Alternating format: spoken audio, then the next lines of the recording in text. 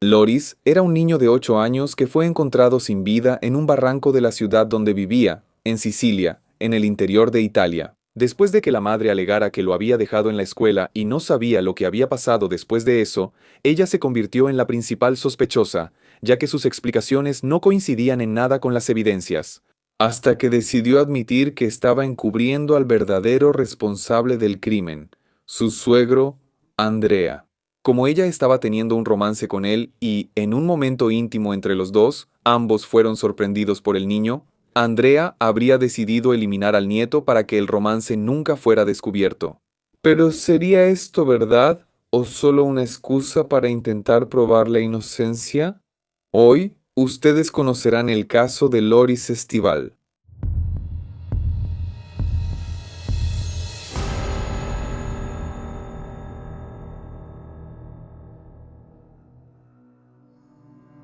Verónica Panarello nació en Sicilia, Italia, el 1 de noviembre de 1988.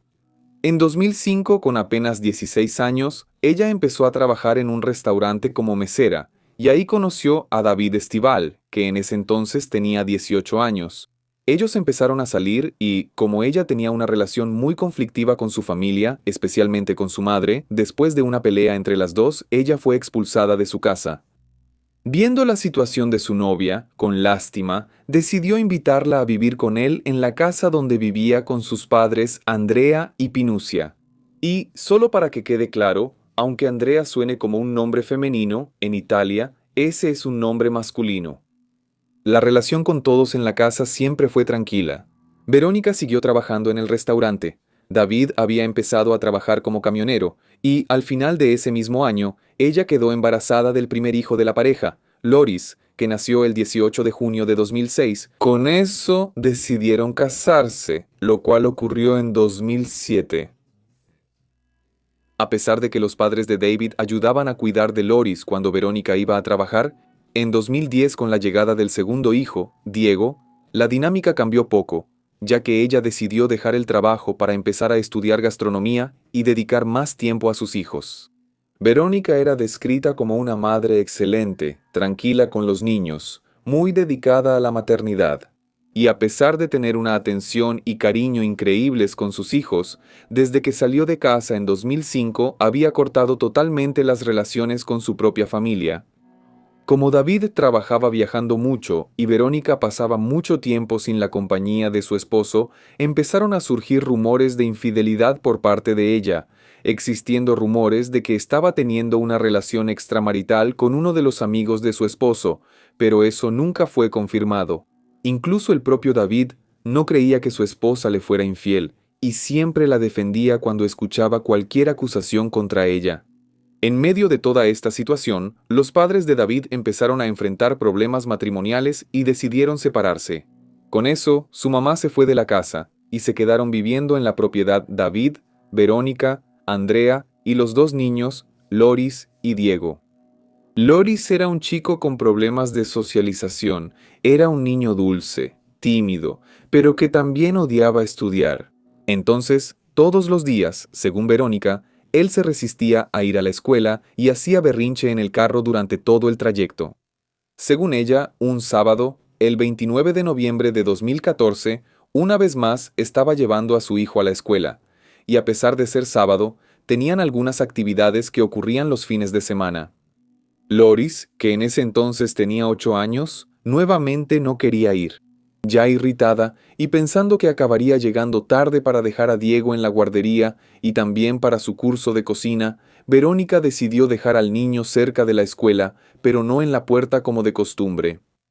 Ella hizo sus tareas cotidianas y por la tarde fue a recoger a Loris a la escuela, pero al llegar ahí, le informaron que el niño ni siquiera había entrado a la escuela. Ella se desesperó, imaginando que por su negligencia algo peor podría haber pasado. Llamaron a la policía y entre lágrimas ella explicó lo que había pasado. Pronto plantearon la teoría de que el niño se había perdido, ya que probablemente él, por su propia voluntad, intentó regresar solo a casa y se perdió. Muchos voluntarios de la región salieron a buscar al niño. David, por su parte, cuando se enteró de lo que había pasado, tomó el camino de regreso a casa para intentar ayudar en la búsqueda. Pero, mucho antes de que él llegara, alrededor de las 4 de la tarde del mismo día, el pequeño Loris fue encontrado por un hombre llamado Horacio Fidón, de 65 años cazador, que inmediatamente llamó a la policía.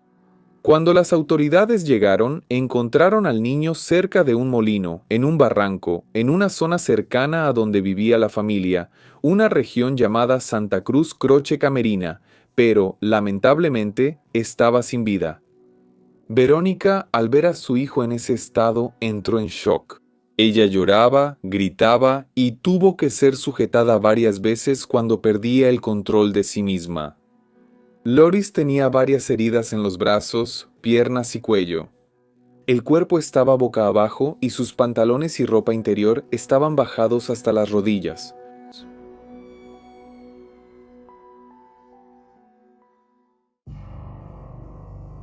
Los investigadores ya no estaban tratando con una desaparición, sino con un crimen. El cuerpo fue llevado para realizarle exámenes de necropsia y se constató que la causa de la muerte fue asfixia con uso de cuerda y había hematomas compatibles con la atadura de las muñecas. Pero, a pesar de la forma en que fue encontrado, con la ropa bajada, no había ninguna evidencia de violencia sexual. Verónica fue acogida y consolada por toda la comunidad.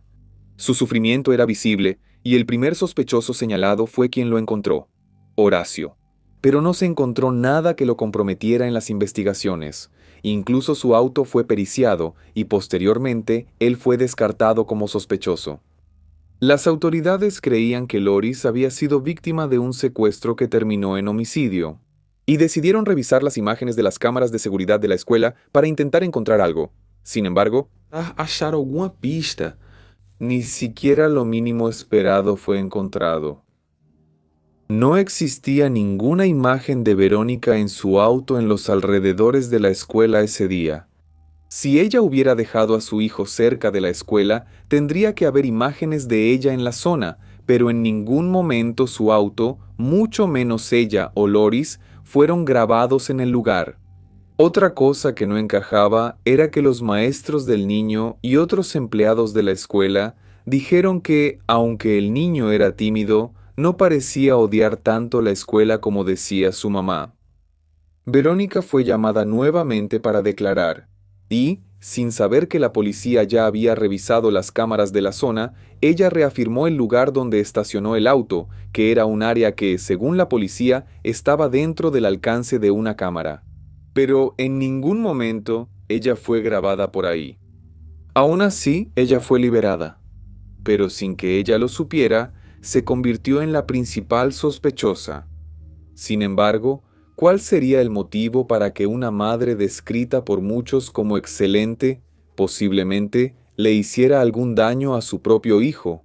Entonces, los policías decidieron revisar las cámaras de seguridad del área cercana a su casa, y con eso encontraron imágenes donde Loris apareció regresando a casa, caminando, en la mañana en que Verónica dijo que lo había llevado a la escuela. Pero esa es la última imagen que se tiene de él, porque después de que entró a la casa, nunca más se le vio salir. Poco después de que él entró a la casa, Verónica llegó en auto y volvió a salir en auto unos 40 minutos después. Loris no fue visto dentro del automóvil y se planteó la hipótesis de que fue en esos 40 minutos cuando el niño perdió la vida dentro de la casa y que fue sacado del lugar en la cajuela del auto. Se realizó una pericia en la casa y en el auto. En la propiedad se recolectaron algunas evidencias, entre ellas un cable USB que tenía las mismas características de la lesión que Loris tenía en el cuello y que podría haber sido el arma del crimen. En el auto se encontró el ADN del chico en la cajuela. Así, la justicia decretó la prisión preventiva de Verónica. Cuando se informó la posibilidad de que la propia madre estuviera involucrada en el caso, la población se indignó muchísimo, pero David defendió nuevamente a su esposa, diciendo que ella jamás haría algo así, especialmente contra su propio hijo. Pero ahora, siendo interrogada como sospechosa, Verónica dio otra versión de los hechos. Ella dijo que Loris nuevamente se negaba a ir a la escuela, pero poco después de salir en el auto, él habría abierto la puerta del vehículo y regresado corriendo a casa. Dijo que entonces dejó a su hijo atrás porque estaba muy molesta con él y siguió para dejar a Diego en la guardería. Cuando regresó, encontró a su hijo inconsciente y con el cable USB amarrado al cuello. Al intentar ayudarlo, se dio cuenta de que el niño ya no tenía vida y entró en desesperación. Según ella, eso parecía haber sido un accidente. Probablemente decidió jugar con los cables y se ahorcó. Por miedo a las consecuencias de llamar a la policía y tener que admitir la negligencia, al dejar al niño solo en la calle, ella puso el cuerpo de su hijo en la cajuela del auto, lo llevó hasta el lugar donde fue encontrado, sacó el cuerpo y bajó la ropa para simular abuso. Lo arrojó por el barranco y después fue a la clase de cocina para mantener su coartada. Como una persona mentalmente estable no haría eso, sus abogados empezaron a alegar insanidad y pidieron exámenes psicológicos. Se realizaron las pruebas y el informe constató que Verónica era perfectamente normal, sin ningún tipo de trastorno o problemas psiquiátricos, y que ella tenía plena capacidad para ser juzgada por lo que hizo. Y con eso terminó presentando una nueva versión. Verónica empezó a alegar ahora que el verdadero autor del crimen era Andrea, su suegro, porque ella y él estaban teniendo un romance. Y en una de las ocasiones en que David viajaba por trabajo, el niño vio a los dos teniendo relaciones íntimas. Entonces, Loris habría amenazado con contarle a su padre que había visto a su madre y a su abuelo juntos, y por miedo a lo que podría pasar, Andrea decidió resolver la situación quitándole la vida a su propio nieto. Ella contó que no denunció a su suegro y asumió la culpa por miedo de que él pudiera hacer lo mismo con su otro hijo. Entonces, en febrero de 2016, Andrea fue citado por la justicia para declarar. Él pareció sorprendido y conmocionado con toda la historia relatada por su nuera y negó todas las acusaciones. Él incluso dijo que el día de la desaparición de su nieto, él estaba en la casa de su novia, hecho que pudo ser comprobado. David, el esposo, apareció nuevamente en público, pero esta vez no para defender a su esposa, sino para decir que ya no creía en sus historias, y que tenía absoluta certeza de que su padre jamás se involucraría con ella, ni lastimaría a ninguno de sus nietos. Fue solo después de este hecho que David solicitó oficialmente el divorcio. El juicio de Verónica comenzó en octubre de 2016 y no había ninguna excusa que sus abogados pudieran usar para intentar probar su inocencia. Así, fue considerada culpable de homicidio agravado y ocultamiento de cadáver y recibió una sentencia de 30 años de prisión. Posteriormente, Andrea presentó una demanda por calumnia y difamación contra su nuera y el 17 de octubre de 2021 ganó el caso. Con eso, Verónica fue sentenciada a indemnizarlo con 100.000 euros dinero que fue completamente descontado de su parte en la división de bienes que recibió después del divorcio con David. Desafortunadamente, el motivo o las hipótesis y teorías sobre el crimen no fueron abordados en el tribunal y por esa razón eso es algo que hasta hoy sigue siendo un misterio.